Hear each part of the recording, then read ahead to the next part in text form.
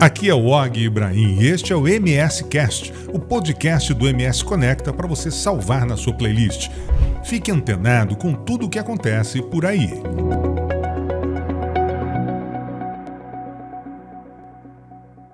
Olá, estamos de volta com mais um MS Cast, que é o podcast do nosso grupo MS Conecta, que toda semana traz assuntos interessantes, bate-papos bacana aí com gente, logicamente, que fez a história, ajudou a construir a história de Mato Grosso do Sul. E nesse bate-papo de hoje, um bate-papo muito especial, porque eu tenho a honra de trazer aqui o maior fotógrafo de Mato Grosso do Sul, ajudou a contar a história desse estado nos últimos 50 anos, mais ou menos, e eu estou aqui com o Roberto Iga, que vai contar muita história bacana para a gente sobre o mundo da fotografia, né? Sobre os bastidores da fotografia, esse mundo maravilhoso que eu adoro tanto. Iga, obrigado de coração por ter aceitado aqui o bate-papo.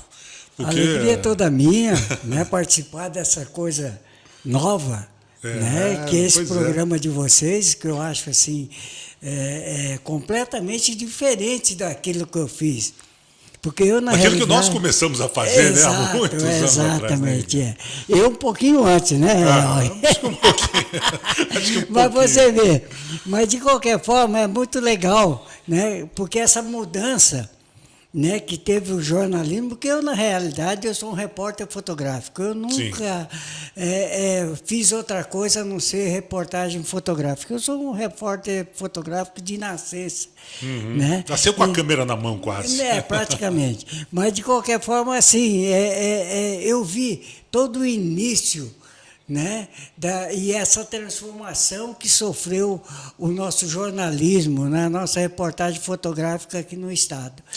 Então, eu venho ainda do antigo Mato Grosso, né, nos anos final dos anos 60, início dos 70, né, eu venho... E essa mudança que nós sofremos, eu acho que eu sou um dos últimos remanescentes daquela época. Ah, com certeza. Né? Na reportagem. Pelo que se tem notícia aqui em Mato Grosso do Sul, eu não conheço outro que tem essa história, esse peso que você tem aqui. Eu sou um dos últimos remanescentes dessa época. Né? Iga, são mais de 50 anos já de fotografia, é isso? Ou quase 50 anos? Não, são mais de 50 anos que eu comecei de fotografia. Eu comecei, na realidade, em 68. Então, você vê que é um pouquinho mais de 50 anos, né? Exato. E fazendo a mesma coisa, sempre, né? Que era a reportagem fotográfica para mídia, né? Eu sempre trabalhei no Diário Você fez fotojornalismo, né? Que é o que a gente chamou de fotojornalismo. Exatamente. Eu sempre trabalhei com fotojornalismo. Trabalhei no Diário da Serra, trabalhei na TV Morena no início, trabalhei em todas os segmentos do jornalismo. Da época. Exatamente. Iga, você, como é que começou essa paixão pela fotografia? Como é que você foi parar dentro da fotografia? É uma coisa até engraçada, né? Porque eu na realidade, eu fui levado a trabalhar. Né? Que a gente, naquela época, nós começávamos a trabalhar muito cedo, né? Até por uma necessidade. Nós éramos 8 filhos. Né? Pai, mãe, 8 filhos. A gente era obrigado a trabalhar e levar algum para casa. Né? Porque... família pobre, humilde na época. Humilde, né? Meu pai tintureiro, né? Minha mãe lavadeira. Então nós tínhamos obrigado. Eu para você ter uma ideia, eu comecei a trabalhar com 7 anos. 7 anos de 7 idade? Anos de idade. O quê? Eu fui aprendiz de telégrafo. Olha, né? Trabalhei. Eu sou até hoje telegrafista. Você entende a linguagem, tudo? Numa boa, sei o alfabeto inteirinho ainda. Olha que legal. Porque é aquele negócio, eu estou parado aqui, eu estou, sabe, telegrafando, né? É uma coisa gozada, né? Então, você vê que o meu professor, ele foi o Silvio Sesco, né, que hoje tem o nome do pontilhão, eu acho que é dele, né, o nome do pontilhão, que tem o nome do Silvio Sesco com Y ainda, com Y né? ainda, né, no pontilhão. Então, eu acho que isso foi meu início. Né? Eu vendi balas no Cine Rialto, Cine Santa Helena, no Clube Okinawa, né? E isso com a idade de 8, 9 anos, né? Você começou na aprendia labuta bem cedinho. Você era obrigado a trabalhar cedo, né? Porque as famílias muito grandes, aquela coisa muito humilde, aquela coisa de ser necessário, ser necessidade de se trabalhar. E em 68 eu fui levado pela minha irmã, que foi uma das primeiras jornalistas aqui do Diário da Serra, né, a trabalhar lá. No Diário da Serra. No Diário da Mas Serra. não como fotógrafo, inicialmente. Não, office boy. Ah, como office boy. Como office boy. Então, a gente contava não sei o quê. E o Diário dos Associados, que era do Diário, o Diário da Serra era do Diário dos Associados, que era do Assis Chateaubriand. Ele tinha uma coisa assim, sabe, que ele sempre falava, né, que você era obrigado sempre a ter o que fosse bonito, o que fosse feio, você fotografava, que podia ser manchete. Entendi. Sabe? Não importava o quê? Não importava trazer a fotografia. Trazer uma fotografia boa. Registro daquele momento. Exatamente. E uma dessas passagens tem uma coisa até engraçada. Numa dessas passagens, né, a gente saía pelos bairros para ver o que acontecia. Em uma ocasião, eu fotografei um carro da Rádio Patrulha, que era aquelas Rural Willys, né? O capô dela estava cheio de cerveja, o sargento, um cabo e outro soldado bebendo? Tomando. E a gente foi uma apreensão, alguma coisa ali, eles aproveitaram. A gente pegou e fotografou. E o Luca Maribo postou aquilo na primeira página na primeira página do jornal. Rapaz, no outro dia o pelotão inteirinho do quartel da PM estava lá em frente do jornal. Nossa. Comandante Rosa à frente, que era o comandante da PM, o comandante Edgar, eu não me lembro bem, eu sei que era um dos dois, ou o Rosa ou... Quer dizer, deu um quiprocó danado aquilo ali. Rapaz, foram lá para prender o jornal e levar junto o jornalista que fez aquilo. Eu falei, foi o Luca. Só fiz a foto, né? E o chefe de redação é o Rui Santana. Pega eles, porque eu só fiz a foto. Né? Você fomos nós três. E você foi como office boy, mas qual foi o momento? Não, assim, porque eu já era fotógrafo no início dos anos 70. Porque a gente não tinha muito tempo para aprender. Nós tínhamos... Aprendia na marra, pegava uma câmerazinha. Meio que a toque de caixa, né? Assim, você era levado... Porque quando eu vi o seu Danton Garro, um jornalista experiente, já tinha passado por vários grandes jornais, Revista Realidade, Manchete, O Cruzeiro, JB. Para você ter uma ideia, Og, quando ele chegou aqui, em Campo Grande, ele já tinha coberto 4 Copas do Mundo. Já tinha uma experiência muito... Não, porque ele veio para um tratamento de saúde, que ele ficou meio lelé da cuca naquela época.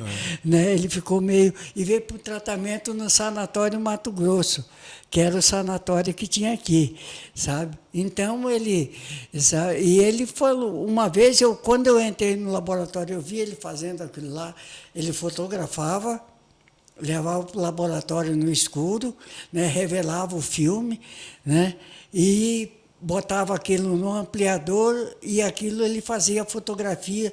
Depois dele no ampliador, ele fazia a fotografia, botava numa química, sabe, num líquido lá, e aquilo virava fotografia. Eu falei, é isso que eu quero.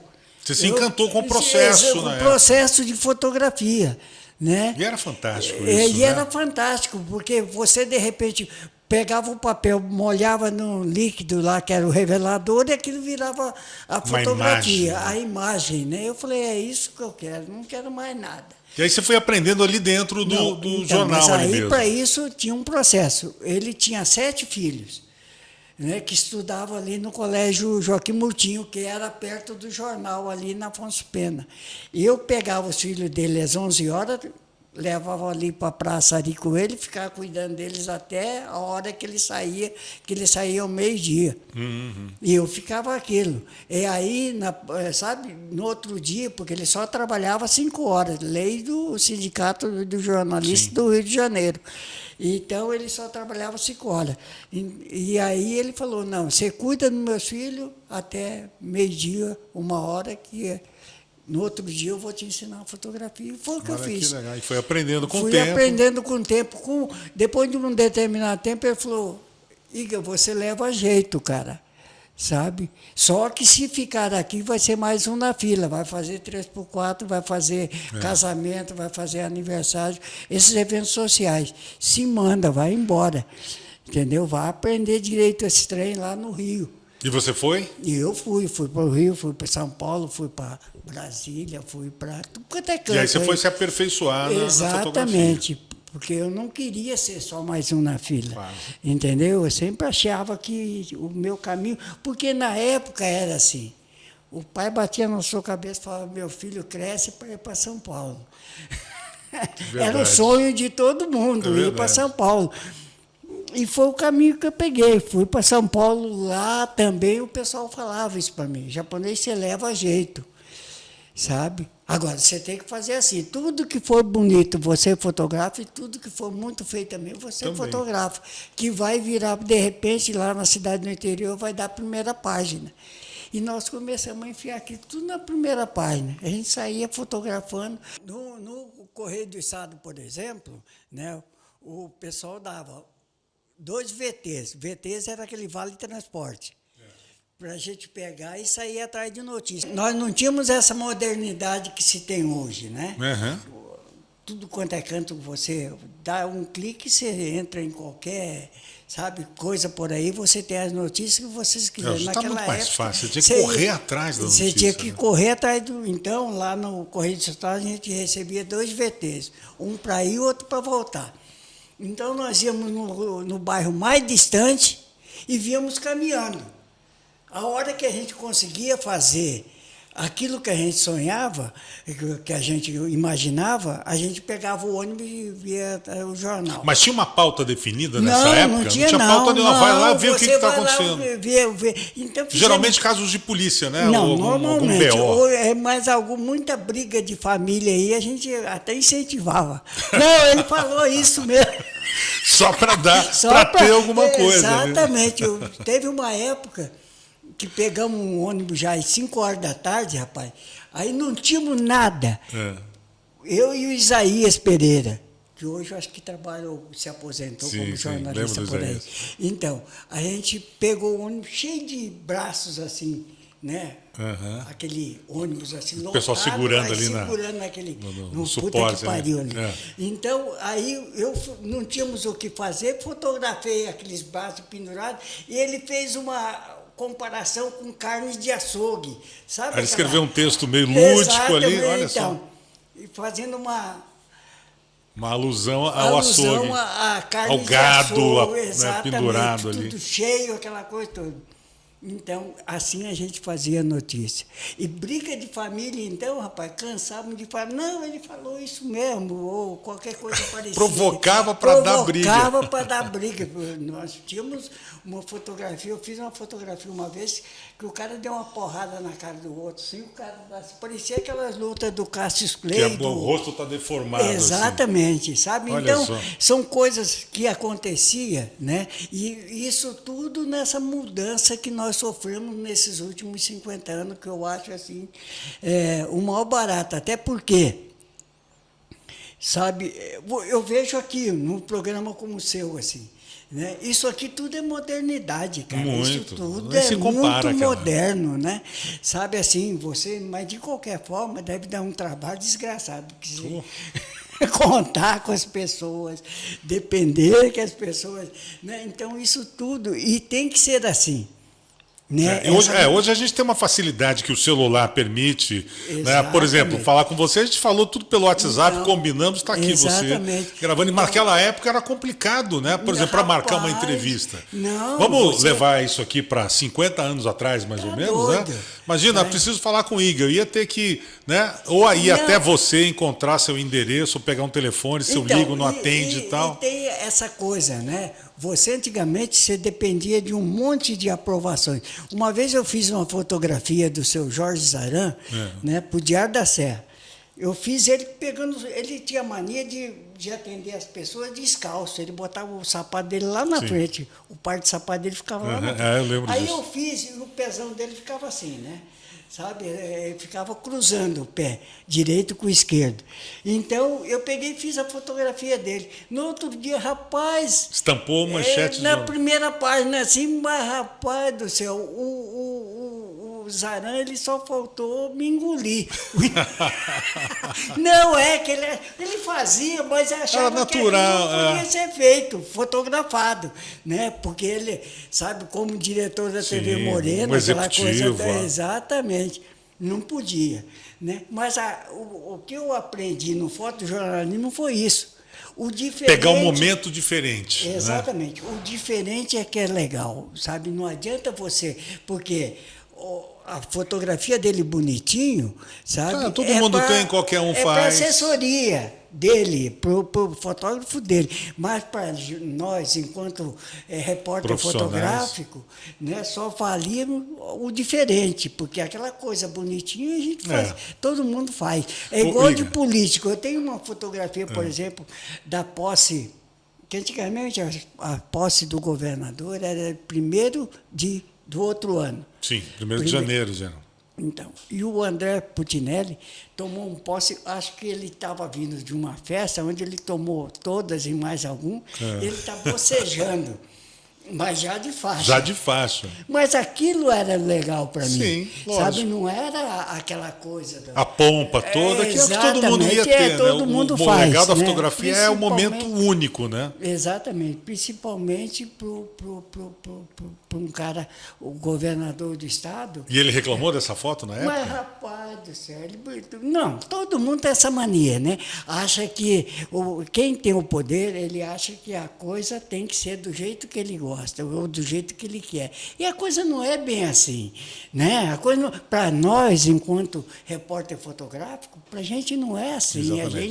O diferencial é justamente aquilo que eles não gostam, né? Então, Ô, Igor, tem uma foto, você falou de pés, dos pés do seu ex-Zaran, tem uma foto emblemática sua, que é os pés acorrentados, que inclusive é a capa do seu livro, né? Exatamente. De fotografias. Como é que ia acontecer? Qual é a história dessa foto? Então, Essa foto é muito bonita. Porque naquela época tudo era assim. Tudo era mais ou menos, né, assim, funcionava a coisa mais ou menos.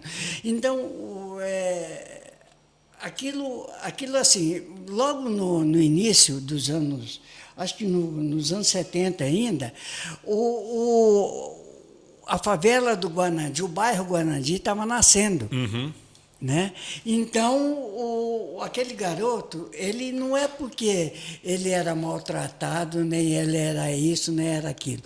Ele foi porque antigamente a pessoa que era empregada doméstica, ela tinha um horário para entrar, mas não tinha horário para sair. E não tinha com quem deixar os filhos, às Não vezes. tinha com quem deixar, e ela não queria que o moleque saísse. Então, o que ela fez? Ela acorrentou. Ela acorrentou o moleque, e ele andava assim, se arrastava pelo quartinho, que era mais ou menos isso aqui, ou até menor, sabe? Ela deixava um arame, sabe aqueles arames? Sim, a corrente corria no arame. O arame liso, o moleque corria ali. Ele, E a corrente nos pés. Engateando, com as correntes no pé. Quantos anos o menino? Devia ter seus 9, 10 anos. Você Nossa, vê como que é. uma criança grande. Então, mas a criança, ele cresceu sem saber falar. Ele grunhia. Quando Deus, ele estava que feliz, coisa. ele sorria, feliz que para ele era ele estar alimentado. Sim. Sabe? Então ele cresceu assim, quando nós pegamos, ele não falava, ele grunhia. E vocês descobriram como, Iga? Porque a vizinhança, porque a favela dele era no início. A casinha dele era o início da favela. Então, o pessoal... A denúncia dos moradores ali. Em volta começou a ver que lá dentro tinha alguém. Tinha uma pessoa ali dentro. Então, quando a polícia chegou e arrombou a porta, que era cadeada assim, sabe aqueles buracos que faz na porta e na parede? Sim. De madeira? Passa a corrente por dentro e uma cadeado ali. E cadeia por lá de fora. Então a polícia estourou o cadeado e aí nós descobrimos esse moleque lá dentro. Menino ali. E ele não falava realmente. Ele ria, se ele estivesse satisfeito, alimentado, ou então ele grunhia, chorava. Entendeu? E você sabe que teve. Qual foi a consequência dessa história depois? Então, levaram ele para um. Eu imagino que hoje esse moleque deva ter aí seus 70, 60 anos, 50, Já pouco mais. Tudo isso, mas né? Isso que ano que foi isso?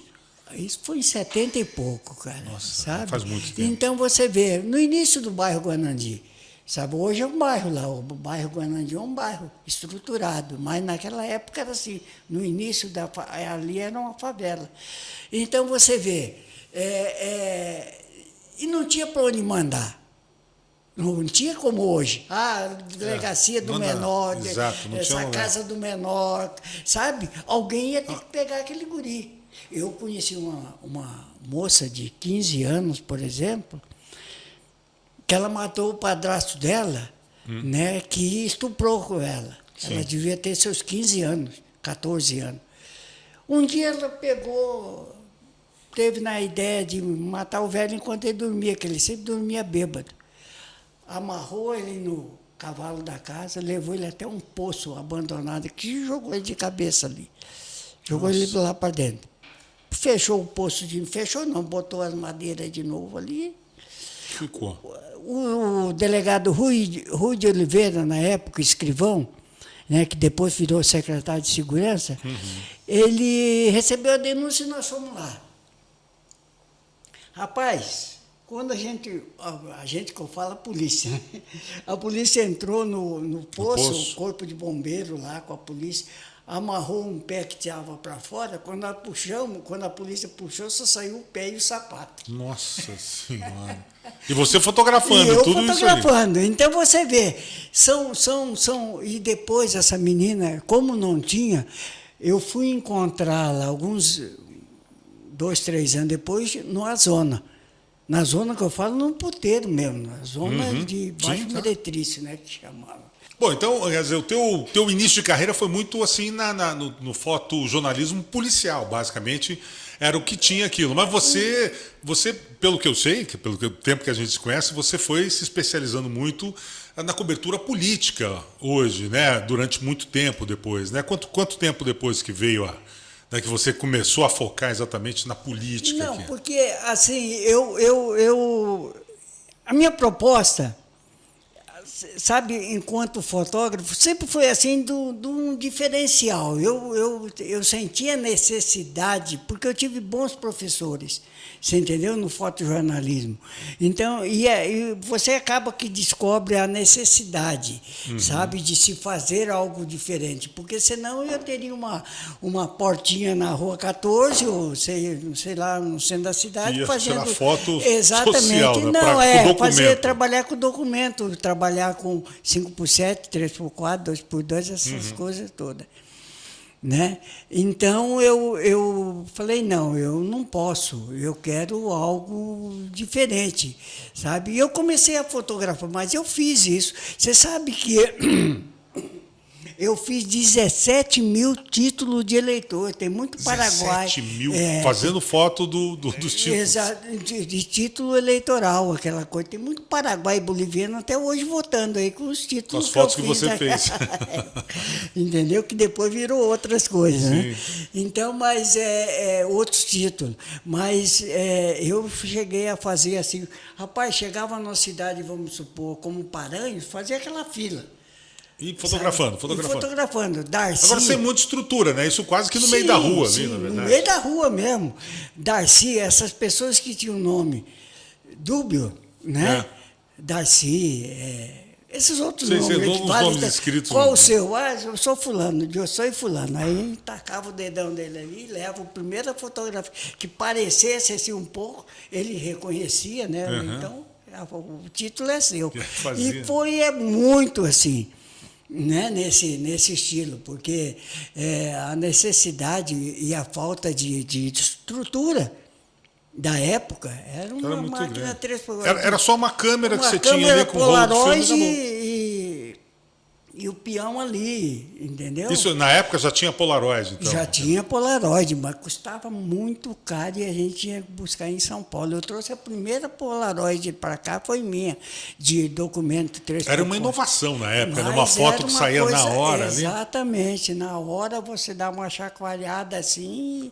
Parecia mágica, né, Iga? Exatamente. E pregava e entregava o título para a pessoa. Levava embora. E levava embora. Ô, Iga, você acha que a fotografia hoje ela perdeu um pouco daquele romantismo de você... porque era assim, as máquinas eram muito rudimentares, né? Você tinha os ajustes, mas não é como é hoje que existe uma correção quase que automática de tudo de iluminação. Você acha que perdeu um pouco desse romantismo? Eu acho que ela não perdeu. Ela nos deu uma sobrevida. Sabe, assim, sabe, deu uma sobrevida para a gente, né? Para nós, porque os meus amigos que faziam fotografia mesmo na época, antes da digital, já se aposentaram ou morreram. Ou foram para o céu ou se aposentaram. São dos poucos que continuam ainda na ativa. Eu acho que, assim, na ativa mesmo, acho que sou eu. Assim, ainda com a memória... Funcionando bem, hein? O card ainda tá bom. Mais ou menos, mas assim, sabe por quê? As coisas vão mudando mesmo. E sabe? Você tem que se adaptar, né? Não tem jeito, não tem outro jeito. Ou se adapta ou para, sabe? Eu não quero parar, eu quero continuar trabalhando, porque eu só quero estar vivo enquanto eu estiver fotografando. Depois que eu parar de fotografar, um abraço pro gaiteiro, não preciso mais. E eu vejo que é mais interessante que o Iga tem uma vitalidade, porque a gente vê em eventos, né? Eventos políticos, em coletivos e tal, tá lá o Iga, às vezes, com uma escadinha, carregando aquela escadinha no ombro para baixo, para cima, a câmera põe a escadinha, monta, sobe, fotografa, se enfia no meio de todo mundo. Você ainda tem muito pique para isso, né? Não, mas essa é a minha vida, né? E você vê, a escadinha mesmo tem uma história. Cheguei para fotografar em Brasília uma época, né? Trabalhava lá no Congresso, então lá tem muito americano, italiano, alemão, só aquelas fotógrafo tudo de 2 metros de altura. E você tem quanto, né? Tem 1,60 m, então eu fazia só a bunda dos estrangeiros. Assim, eu falei, cara, e aí? Preciso resolver isso. Como que faz, né? Aí tinha um amigo nosso lá, que ele arranjou uma escadinha. Ele mandou fazer uma escadinha, eu falei, cara, é isso que eu preciso. E eu carrego isso até hoje, porque você imagina, você na minha frente, eu vou fazer o quê? Não tem como. Não tem o que fazer, né? Tem que botar a escada lá. Exatamente. Então, isso virou... em outras épocas, um tempo atrás, eu jogava a escada assim, pulava no 3º, 4º andar dela. Hoje já não. Hoje eu tenho que ir lá, deixar a escada, subir degrau por degrau, mas eu continuo a escada, porque cresceu. Senão você não consegue registrar aquele momento. Não, porque eu não cresci, né? Nesses últimos 50 anos, só o tempo passou. Até muito pelo contrário, eu medi 1,62 m, estou com 1,60 m. Então... A gente vai diminuindo, né, com o tempo. E o japonês, então, enverga a perna aí que diminui mesmo. Então, hoje em dia já faz parte do acessório, não tem jeito, né? Faz parte do meu acessório, entendeu? Ô, Iga, qual foi o momento da tua carreira, assim, que você se viu numa situação mais, digamos assim, que você vai lembrar o resto da tua vida? Lógico que foram vários momentos, mas aquele que você não esquece nunca mais. Não, esse momento foi crucial. Porque você vê, tem algum momento específico ainda? Principalmente no caso de polícia. Né? No caso de polícia, por exemplo, antigamente nós não tínhamos essa segurança que a polícia hoje tem, nem que nós tínhamos. Nós íamos se embrenhava em qualquer lugar e tinha que ir. Não, e nós íamos na adrenalina. A polícia saía atrás. Por exemplo, o Elbio foi um bandido aqui que ele matou muita gente, matou ele mais Ou ele era o cara mais velho, né? Tinha 17 anos. O resto, o Guinho, Zezinho, Luizinho, formaram aqui uma quadrilha do tio Patinhas. Ah, olha só. Eles matavam só para ver o tombo. Uma vez, eles mataram um vendedor de loteria esportiva na esperança de que eles fossem ganhar aquele... O prêmio que ele tinha vendido. Exatamente, Que porque ele loucura. achava que na mão daquele vendedor estaria Olha, dos que bilhetes absurdo. era premiado. E o bilhete era federal, sabe? Que então, loucura. eles roubaram, por exemplo, tinha um camarada aqui que vendia com uma tabuleta assim, ele andava bem vestido, sabe? Camisa social branca, calça preta, sapato preto, sabe? De gravata. Ele vendia, tipo assim, amendoim torradinho, encapadinho de Toddy de chocolate. Ele saía vendendo nas ruas da cidade. Mataram ele para ficar com a bandeja. Olha só que absurdo. Sabe? Então, era uma molecada bem... Não tinha segurança. E você acompanhava a polícia atrás desses caras. Exatamente. E nós fomos atrás desse Elber, que um dia a polícia fez uma campana para ele ali na Maracaju, num hotel ali, que a namorada dele trabalhava.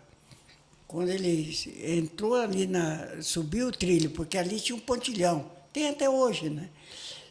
Na Maracaju com a loja, ele subiu o pontilhão, ele saiu correndo que ele viu a polícia, mas ele não pensou duas vezes. Você vê o quanto que essas pessoas que matam, que fazem essas coisas, são focadas naquilo que ele faz. A namorada quebrou o saltinho do sapato dele, não pensou duas vezes, meteu a namorada nas costas, saiu correndo continuou. por cima dos dormentes Olha, que doideira. sabe? No meio daquele matagal. E ele correu com ela até ali na entrada da universidade. Ali ele jogou ela numa casa ali porque ele estava cansado. E trocando tiro com a polícia, cara. Nossa. E vocês acompanhando tudo isso? Não, e eu acompanhando. Chegou lá no Lago do Amor, a polícia fechou ele e matou ele. Deram mais de 70 tiros nele lá. Nossa. Porque a polícia, antigamente, você atirava na polícia e ia morrer, cara. Não tinha uma segunda via. Não tinha outra escapatória. Perguntava antes e atirava depois. Eles atiravam antes. Depois perguntavam. Então ele morreu ali. Eu fiz as fotografias. Fiz toda a perseguição, o desenrolar do acontecimento. Quer dizer, deve ter virado uma bela matéria na época, isso, né? Para o jornal. A polícia todo dia na rua, entendeu? Então, eu e o Guilherme Filho, nós fomos nessa embrenhada. Então, você vê que a gente ia mais na adrenalina, sabe? Você falou por exemplo, da polícia, do batalhão que teve lá na frente do Diabo da Serra, falou do André que reclamou de foto. Você recebeu já algum processo por alguma foto que você fez e não deveria ter feito? Rapaz, isso, por incrível que pareça, né? Eu nunca recebi nenhum processo. Fui receber agora depois de velho. Agora isso? Agora, do que foi? Um jornalista, inclusive, sabe? Aí, um dia, foram inaugurar uma sauna, uma espécie de sauna, e fotografaram uns amigos meus lá e mandaram a foto para mim. O único processado foi eu, essa história Mas toda. essa foto foi publicada? A pessoa não podia aparecer na sauna ali. Eu publiquei na minha página social.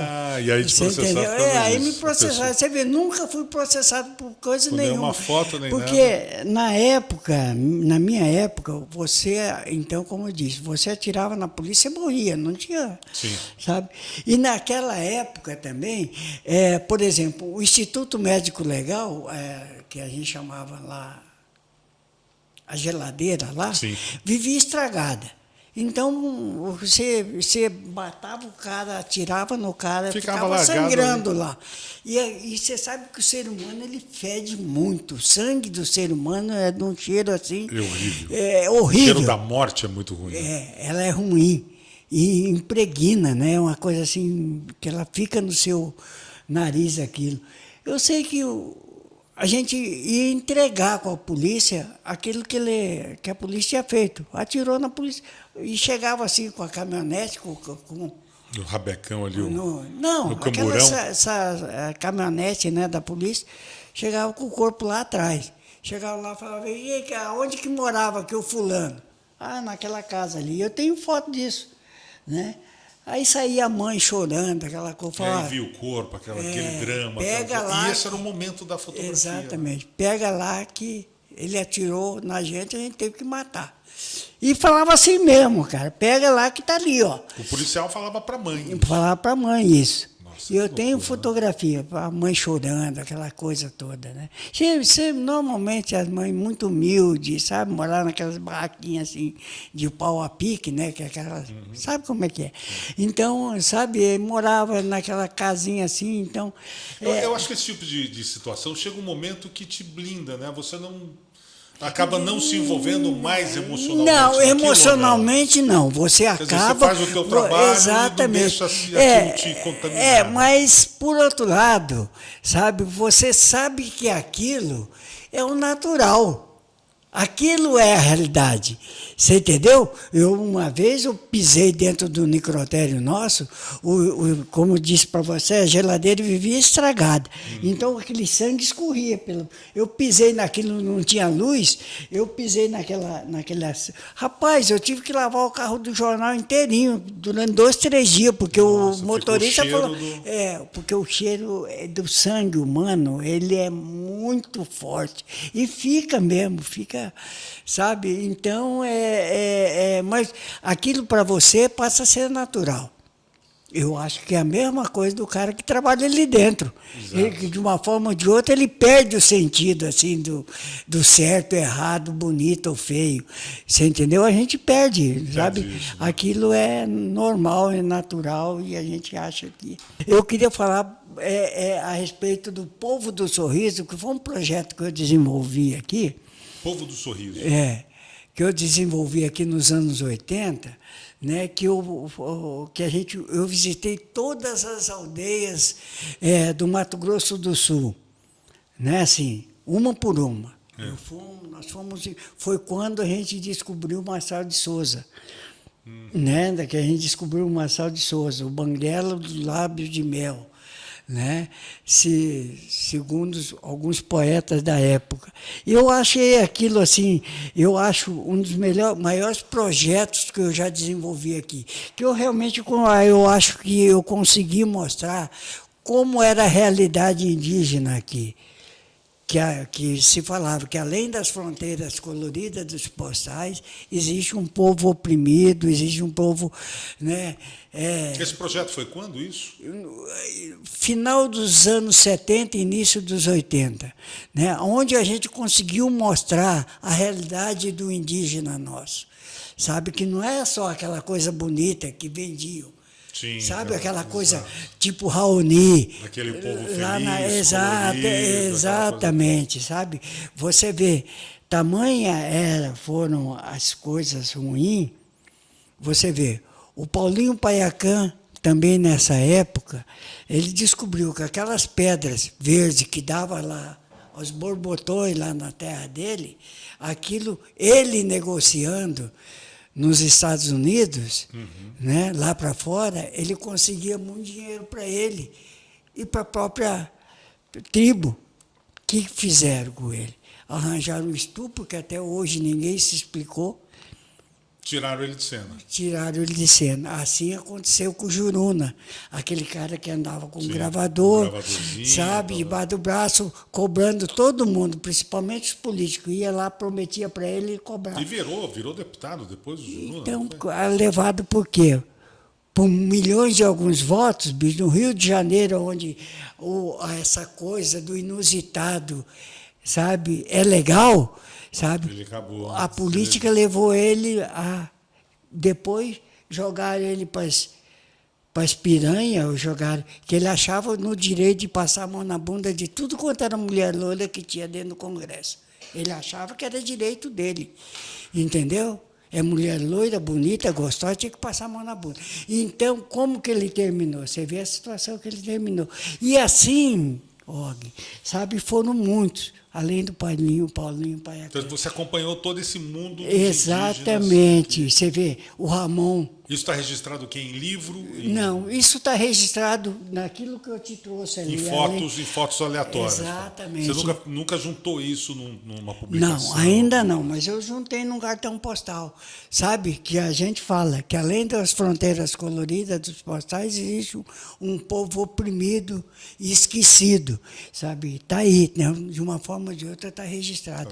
E assim, porque nós éramos muito cabeça de poetas aqui. Nós tínhamos Raul Longo, nós tínhamos aqui Luca Maribondo, nós tínhamos... Era um jornalismo mais romântico, né? Quer dizer, não era uma coisa pautada em pautas assim, olha, aconteceu isso aqui, olha, a internet está mostrando. Porque não tinha. As pautas surgiam assim, puxa, olha, eu vi uma imagem, vou fazer uma pauta em cima daquela imagem. Exatamente. Como é o caso das pessoas penduradas no ônibus. Exatamente. Né? Era uma coisa muito mais romântica, e hoje também de fazer. Hoje também tem uma coisa, todo mundo pode te processar. Por coisa que eles imaginam. Pô, eles imaginam assim. Eu tenho um amigo meu que sofreu um processo aí, cara, por fazer fotojornalismo, que se você for analisar, não tem muito cabimento, mas te processam. Aí vão ver. E eles têm aquela imagem romântica que todos nós somos arquimilionários. Esquece que a gente vende o almoço para poder jantar. Exatamente. Você entendeu? Então, e não é bem isso, porque não é bem por aí. Jornalismo, você sabe como que é. Aí agora você imagina um repórter fotográfico, você entende? Então, porque... como é que você lida com a questão que a gente chama do copyright, né? Dos direitos autorais hoje? Por exemplo, então, porque você posta uma foto na internet ou na tua rede social, vai lá alguém... usou essa foto, vai publicar, como é que para você é isso? Eu ainda, graças a Deus, sabe, que eu me transformei assim em uma espécie de referência, sabe? Não, assim, e eu uso muito disso também. Falo, compadre, você vai pagar por isso. Sabe, eu sou o único cara que, na realidade, que processa aqui por fotografia, por mau uso do meu material. Tipo, se alguém usou, não pediu autorização, vai pagar, porque aqui tem um defeito, por exemplo, só que as pessoas não sabem muito bem lidar com isso aqui. Eles usam ainda assim, a coisa meio que aleatória, sabe? Vamos ver o que dá. Sabe? Eu não vou mais me preocupar com isso. Aí, por exemplo, pega uma pessoa que já foi um fotógrafo antigo, mas eu conheci. Infelizmente, para determinadas pessoas, eu conheci essas pessoas. Por exemplo, eles usam muito assim, essa foto é do Roberto Catayama. É mentira. Roberto Catayama era um cara que nos anos 70 já era velho. Entendeu? Mário Catayama já era velho. São pessoas que hoje têm 80, 90 anos. Sim. Não, se tiver vivo. A foto é sua. Exatamente. Eles falam, não, mas eu falo que é do Roberto Catayama e vamos ver o que dá. Mas ele joga lá, mas você tem um registro, você exatamente. sabe que a foto é sua. E como é que você prova? Eu provo com fotografia minha. Isso é que é o grande mal. Ele fala, não, sabe? Muitas vezes o cara não tem a idade da fotografia, sabe? Sim. E bota lá o nome do cara, fala, não, ele é parente do Roberto Catayama. Mas o Roberto Catayama não era o segmento dele. Ele fazia outra coisa. Mas você consegue provar realmente. Exatamente, ele fazia fotografia de estúdio. Você ia lá, ele tinha um Deus, assim, um santo, o cara ficava na frente, primeira comunhão, era o que ele fazia. Sim. Você entendeu? Era outro estilo, fazia casamento, aniversário, sabe? E você já ganhou muito processo assim? Olha, sempre eles acertam. Quando não tem saída, eles me procuram o advogado e acertam. Porque não adianta, sabe, você ficar brigando por isso, né? Batendo boca. Você manda o advogado cuidar e um abraço. Deixa lá. Entende? E assim se acerta antes de chegar lá no juiz, porque de qualquer forma... Não tem para não ter aquele desconforto. Exatamente. E de qualquer forma eu vou ganhar. Sabe? Então, eles que provem. Agora, sabe, eu não quero mais ficar eu tendo que provar. Correndo atrás. Ô, Iga, e falando um pouquinho para a gente finalizar já, fotografia digital o que nós estamos vivendo hoje, esse momento de tecnologia, com equipamentos, com a facilidade, né? Hoje ficou mais fácil fotografar ou ainda é necessário ter aquele olhar que você tem, não, mas do enquadramento, da iluminação, da fotografia e tal, né?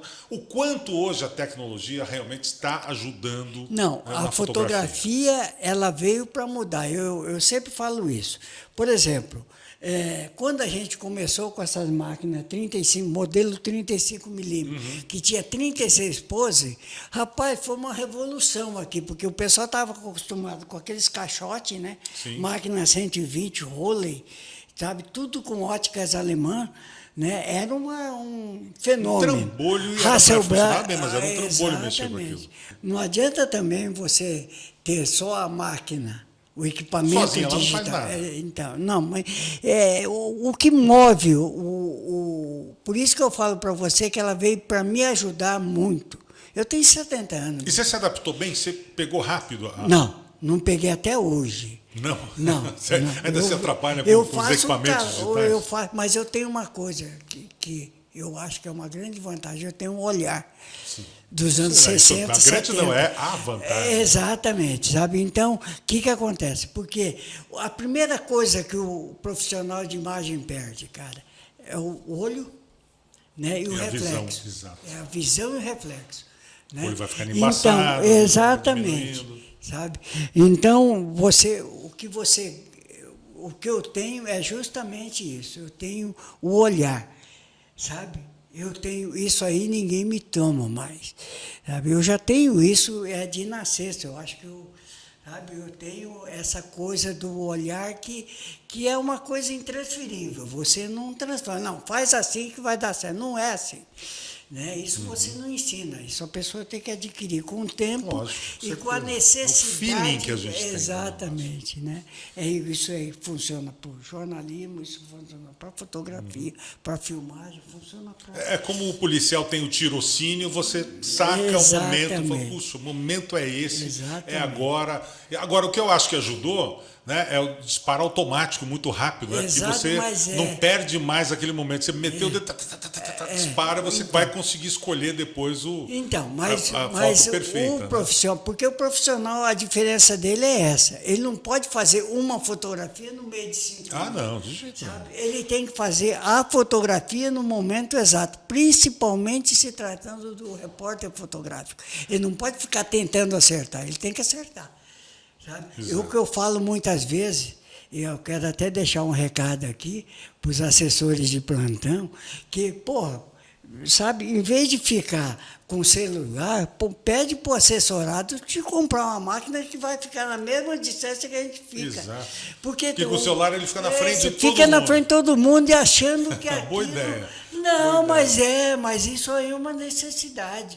Sabe, porque para a gente não pode ser a quantidade de fotografia que ele fica fazendo naquela maquininha dele, no telefone dele, ou a filmagem que ele fica fazendo.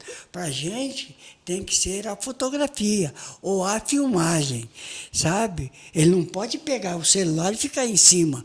Sabe? Atrapalha o trabalho do fotógrafo, o trabalho que é mais artístico, uma coisa mais técnica. Exatamente. A gente não pode ficar tentando acertar, a gente tem que acertar, porque a gente paga para isso. Sabe? Ele não, aí não serviu, joga fora, o outro lá fez. Sabe? Então não é assim, a gente não tem esse monte de profissional ali. A gente tem que fazer a imagem, nós temos que fazer a fotografia. Então fica aqui esse pedido. Esse recado.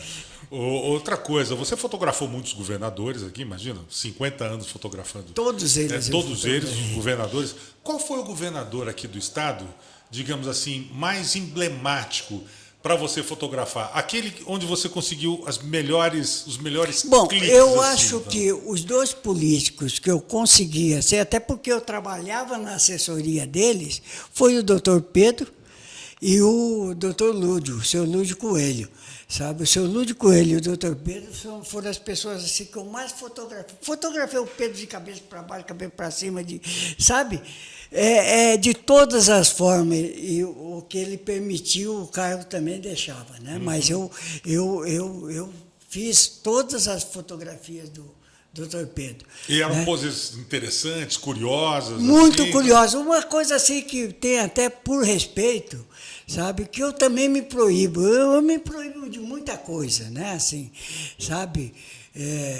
Respeito ao fotografado. Sim, claro. exatamente. Sabe? Porque você, quando você acompanha o dia a dia, você faz aquelas coisas que Tem coisas sabe? que nunca ninguém vai ter, nunca ninguém vai ver. Exatamente. Então eu acho que são coisas que você fez, sabe? E isso vai ficar guardado. No arquivo guardado. Exatamente, porque a gente também, eu acho, principalmente de pessoas que já morreram, sabe? Porque seria até leviandade, enquanto profissional, fazer uso dessas coisas agora. Com certeza. O tempo passou, as coisas são outras.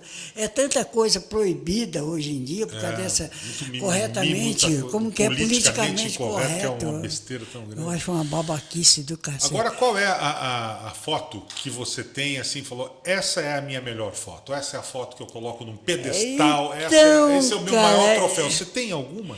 Eu tenho várias assim, que eu considero, sabe? Mas eu acho que aquela... Assim, porque a gente vive tantos fatos no dia a dia do jornalista, do repórter fotográfico, que as coisas vão pulando, vão saltando na sua frente e você vai fazendo, né? Mas assim, eu acho que as melhores fotos que eu fiz foram as fotografias de Campo Grande, enquanto uma cidadezinha do interior, lá no Cafundó do Juda, onde o pessoal lá de São Paulo falava, lá naquele seu Mato Grosso, entendeu? Aquele fim de mundo, aquela coisa, né? Aonde o vento faz a curva, né? Então eu acho que essa coisa sabe, porque, cara, eu fotografei todas as vilas mais antigas do estado, assim, quando era só barro, quando estava. Hoje viraram grandes bairros, né? Hoje você vê a Moreninha, Nossa, que eu fotografei, sabe, era um matagal. Sabe? A Moreninha era um matagal. O Guanandizão, onde está hoje, era um matagal. Sabe? Então, você vê, hoje transformaram-se em bairros que estão no centro da cidade, que são práticas. A Moreninha é uma cidade hoje. Né? Se você for analisar, lá tem de tudo. Lá tem grandes mercados, tem grande banco, tem grande... Sabe? Tem tudo ali. Grandes lojas estão ali. Então, hoje em dia... Essa memória que você tem da cidade, para você, é o que você fez de melhor. Para você ter assim. uma idade, você ter uma ideia, do relógio, ficava na 14 com Afonso Pena, até a Moreninha, 14 com Afonso Pena até a Moreninha, dava-se 20 quilômetros. Nossa. E só tinha uma entrada. Era pela BR-262. Então... Você vê, hoje todos os caminhos te levam para Moreninha. É verdade. Bom, gente, olha só, se a gente for continuar a conversa, a gente vai ficar 3 horas conversando aqui, tem conversa para mais de metro, Nossa, tem né? muita história para contar. Mas o bacana é ver isso. Tive o maior prazer de conhecer um pouco das histórias aqui do Roberto Igas, fantástico profissional do fotojornalismo de Mato Grosso do Sul. Que eu quero trazer, né, de novo uma outra hora para contar mais histórias para a gente. Vocês terem uma ideia, vocês duas moças que estão aqui, né? Vocês terem uma ideia, o Og Ibrahim, onde chegava, não, o local fechava, sabe? Era Deus nos acuda, ele era tipo assim... Já fui galã. Ele era tipo o Sérgio Chapelin, o Cid Moreira de Campo Grande. Assim. Porque era uma época de TV diferente, né? Uma coisa. Era uma coisa assim. E o Iga sempre fotografava os momentos. Fotografia dessa época, sabe? Assim, eu tenho registrado, não estou só contando história, não, sabe? Mas legal. Não, mas Iga, a admiração é mútua, né? Pelo teu trabalho, a gente esteve juntos aí em vários trabalhos, é muito bacana. Né? Porque eu sou apaixonado por fotografia, eu coleciono câmeras antigas, onde eu vou eu compro, tenho uma pequena coleção, eu ganho de presente aquelas máquinas que não funcionam mais. Então, acho que assim, a fotografia é uma arte. E tem, independente da forma que ela seja feita, né? Se da forma tradicional, se da forma digital, como ela é feita hoje e tal, mas eu acho que o que manda mesmo não é nem o equipamento, é o olhar, né? A essência do profissional, quem está por trás da lente ali, captando aquele momento, captando, né, aquele ponto crucial. Então, mas, olha, deixa eu registrar aqui, caceta, sabe? Porque, você veja bem, a pandemia prendeu eu e Sandra, que nós não temos mais filho em casa, então nos prendeu em casa, né? Então, o que aconteceu? Como a gente tinha um espaçozinho ali no Carandá, a gente resolveu montar o meu museu. Nós temos um museu. Que legal. Ali você vai encontrar, sabe, tudo quanto é tipo de coisa, sabe, o que foi notícia. Ligado ao teu trabalho. Exatamente, fotografias do meu trabalho, fotografias, sabe, eu tenho um quadro que ele tem 2 metros por 2 metros, que eu conto a história do jornalismo e da fotografia. Olha, mas jornalismo, tanto radiofônico como impresso, como, sabe... É porque você registrou os momentos do jornalismo, não só as notícias, mas os momentos, a cobertura, o repórter, o cara do rádio, o cara do jornal. Se você for falar do jornalismo, do radialista, do fotógrafo aqui, eu tenho registrado.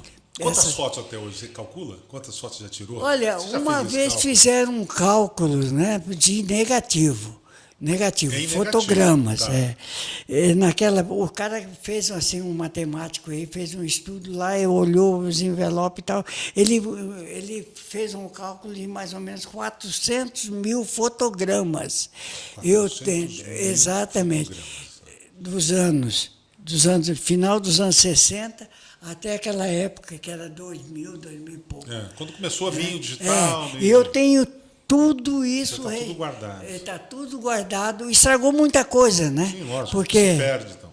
Muita coisa se perdeu, mas você ainda tem tudo isso guardado. Então, eu tenho... E o museu está à disposição, dá para visitar Exatamente. Lá. Ainda não está, porque nós estamos catalogando tudo. Porque não adianta você ter um monte de coisa sem saber explicar, nem ter data, nem ter... Tem uma coisa organizada, mas nós estamos organizando para isso. Eu acho que vai ser um belíssimo museu, torcemos para que você Exatamente. coloque Exatamente. ele à disposição do público logo. E é isso, Com gente. certeza. Olha só, papo maravilhoso com o Roberto Iga, o maior fotógrafo de Mato Grosso do Sul, um dos maiores do Brasil hoje. Iga, obrigado pela Sabe, a conversa satisfação aqui. é toda Em breve minha. nós vamos trazer o Iga de novo aqui, porque tem muita conversa, muita história para contar. E a satisfação, de qualquer forma, é toda minha. Eu tenho o maior prazer de estar aqui. Me chama que eu venho. Tá bom, marca a hora e local que eu compareço. Valeu, Iga. Obrigado, gente. Esse foi mais um MS Cast para vocês, né? Sempre trazendo toda semana papos interessantes com gente interessante. Semana que vem a gente está de volta. Valeu, um abraço, até lá.